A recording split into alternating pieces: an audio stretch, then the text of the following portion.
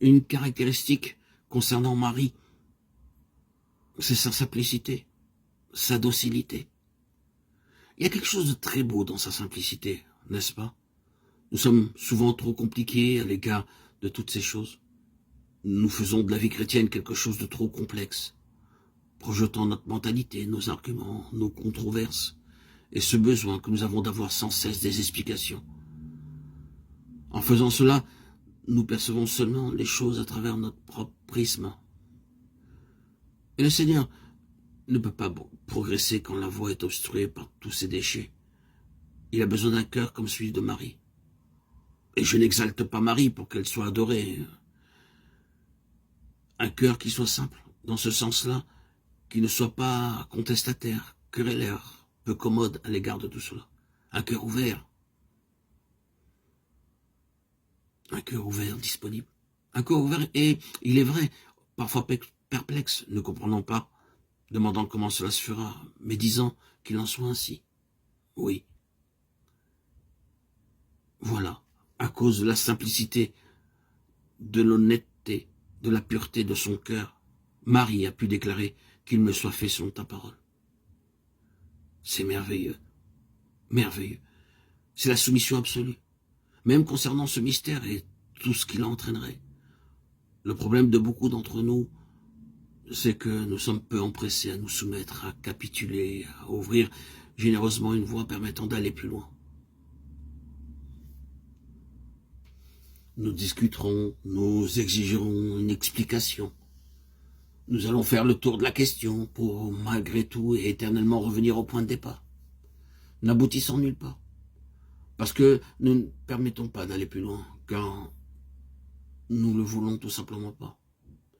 C'est pourquoi nous revenons sans cesse au point de départ pour de nouvelles tentatives tout aussi stériles.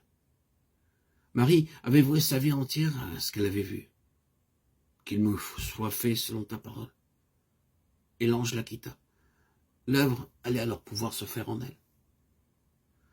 Cela entraîna immédiatement Marie dans la souffrance. C'est alors que, 40 jours après la naissance, Simon déclara « Une épée te transpercera l'âme afin que les pensées de beaucoup de cœurs soient dévoilées. » Luc 2, 35.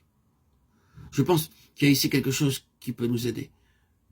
Quand la croix est à l'œuvre dans une vie, les gens commencent à se trahir eux-mêmes. Leurs pensées commencent à porter des accusations et à dire « c'est à cause de ceci ou de cela ». Quand quelqu'un passe par une mauvaise période, les pensées se manifestent au grand jour. Les gens divulguent ce qu'ils pensent et ressentent au sujet d'un tel ou d'une telle. Certains sont compatissants, d'autres sont querelleurs. Une épée te transpercera l'âme, afin que les pensées de beaucoup de cœurs soient dévoilées. Il était nécessaire que les hommes se dévoilent eux-mêmes et montrent où ils en étaient en ce jour de la crucifixion. La souffrance de Marie fut aussi en partie causée par ces réactions. Parfois, cela peut nous sembler quelque chose de mystérieux. Mais le fait est que ces choses qui lui sont arrivées et qui nous arrivent aussi entraînent la souffrance. Cela nous implique dans le scandale de la croix. Cela nous entraîne dans le domaine de l'incompréhension et même de l'ostracisme. L'ange la quitta. Elle savait alors ce que cela signifiait. Mais plus tard, Simon lui dit ce qui surviendrait à cet enfant. Être un enfant de Dieu, ce n'est donc pas une chose ordinaire. C'est quelque chose de différent.